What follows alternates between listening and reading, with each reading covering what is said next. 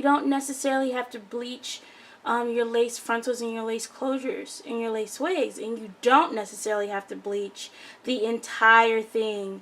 If you are going to bleach your lace frontals, then you can just bleach where your part is. You don't have to damage all of the knots, because most likely you're not going to wear a part all over the place. But even if you are, if you just go ahead and tint your frontals and your closures, that will combat a lot of that ashiness, and it will definitely make it customized to your skin tone.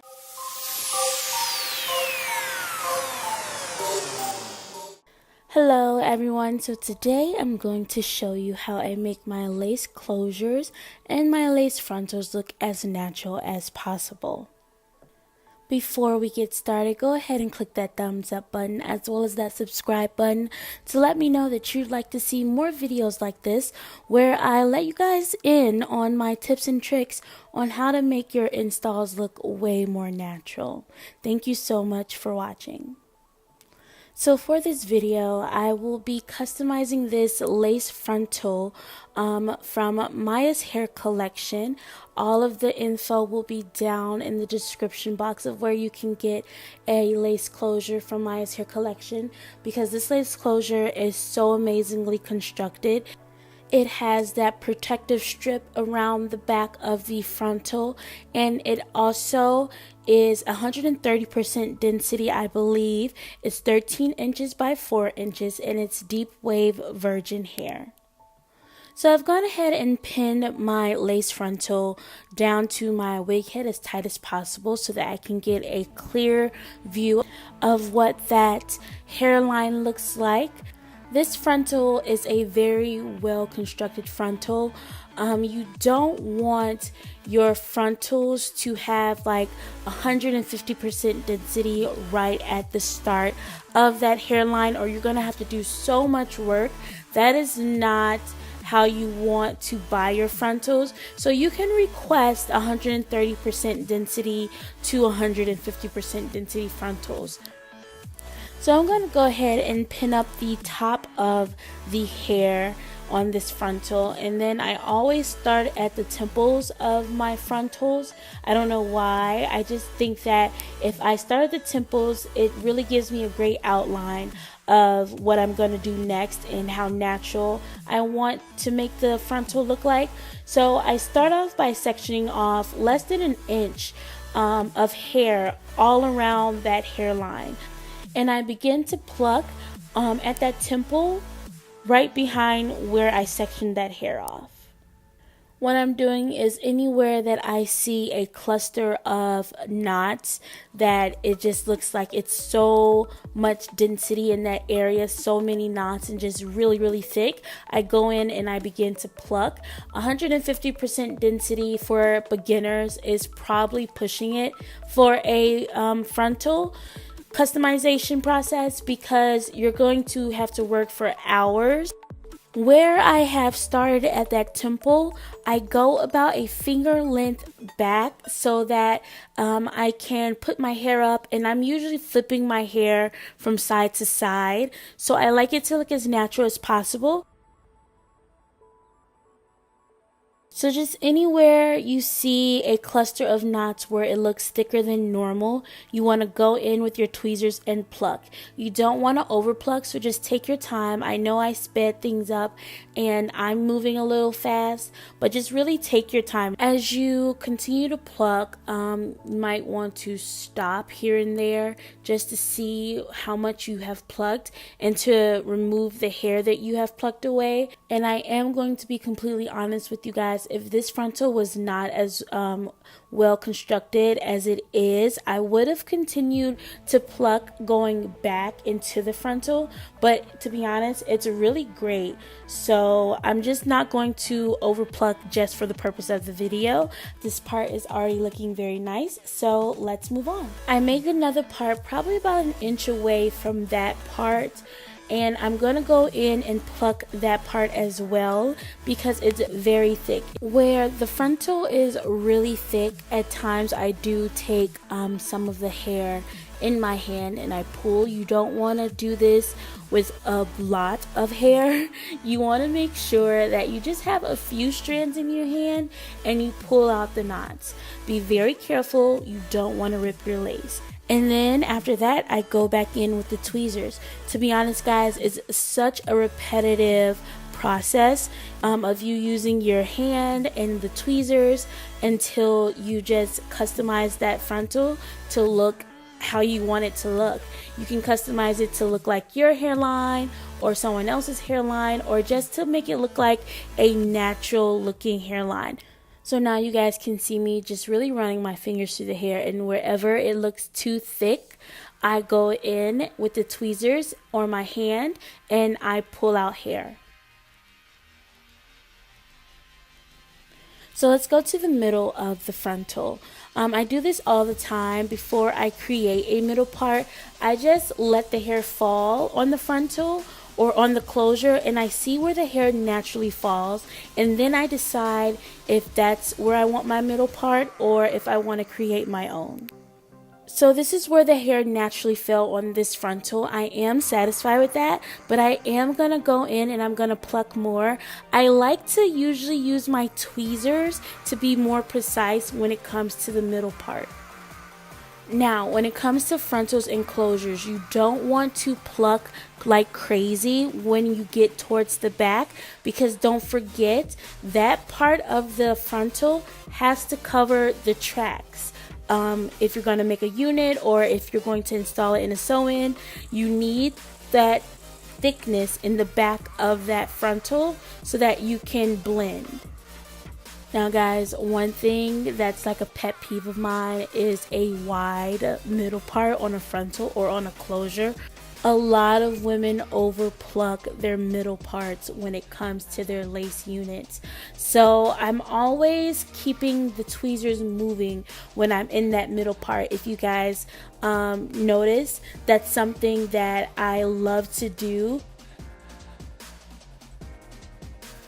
So I went ahead and I did the other side off camera. But one more thing I do want to show you guys before I take you into my kitchen to show you how I tint my lace. I call it my 3-finger rule. What I do with this method is I run 3 fingers through the hair, and wherever those fingers went through, I want to make sure I can see lace. If I don't see parts of the lace, that lets me know that that area, there are too many knots in that area. So space 1, I see lace. Space 2, I see lace. Space 3, I see no lace. I don't like that. That's not going to look natural when I put it on my head. So I'm going to part and pin the hair up, and where I barely see lace, I'm going to go in and I'm going to pluck using my tweezers, and I'm also going to pull out knots using my hands.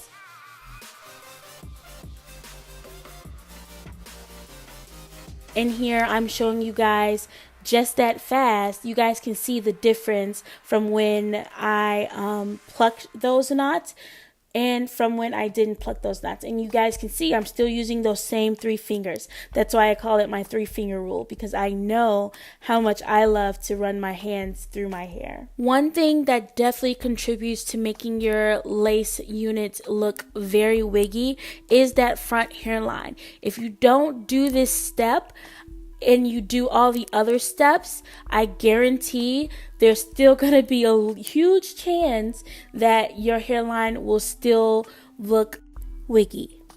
So I'm taking an old razor and I'm pulling the lace taut, and I'm going to get rid of that straight line of knots that's always in the front of frontals and closures and lace wigs usually. So I'm just going to slice away those knots. You guys can watch me do that here. It's a very simple process.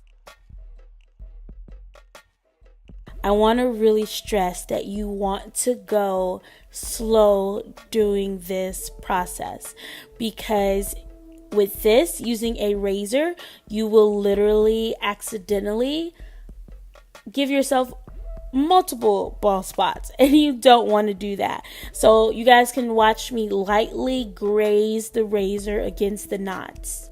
Now, Do you guys see how white this lace is on my skin, or just how white this lace is in general? Let's go and tint this lace. So here I take about 10 bags of black tea. I brought it to a boil and I used a spatula to press down on those tea bags. You want that tea to get as dark as it's going to get. So then I let it cool down a little bit and I went ahead and I put that lace frontal in the pot. Now I have the rest of the hair in a bun and I'm holding the top of the hair. You don't have to dip all of your hair in this tea. Another thing I will say, you want to make sure that none of your lace is buckled up, because then you will have inconsistency in the color. So here it has been exactly 10 minutes and I'm just taking the lace frontal out of that tea. You guys can see how drastically the color has changed, and I love the color it came out to. It definitely matches my hairline. If I would have left this in longer in the black tea, it definitely would have become darker, but I love the shade that it's in now. It looks more like a scalp, and that's what I want. Here is me after I finished making my entire unit of that deep wave hair from my hair collection. I just really wanted to show you guys how well that color goes with my skin tone. And I'm showing you guys, you know, how I wear it flipped over. And then I do have a clip, I believe, of how it looks after I cut it. So of course my hairline is not 13 inches across. Like you guys can see, it's literally covering my ears. So don't be afraid, we're gonna cut it, okay? But you guys see how it just blends right into my skin. Always start low, okay, and start slow.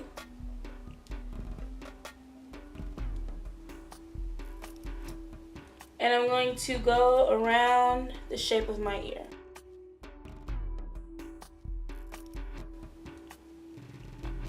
The corner of the frontal. Don't be afraid to do that. It's literally what needed to happen. You guys can see. Now I can go ahead and pull my ear right on through. That will look more realistic than lace coming all the way past my ear. You don't want that. You want it to look realistic, okay? Look at that ear versus this ear.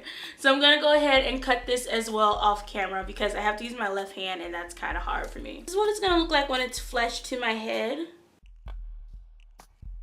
Personally, I don't like too many baby hairs.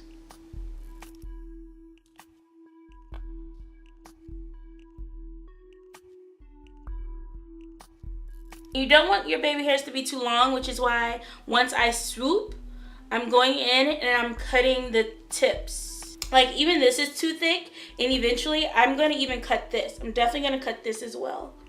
So I've done this side. I'm gonna go in and do this side. I'm actually gonna comb these out. I just wanted to show you guys how to do it.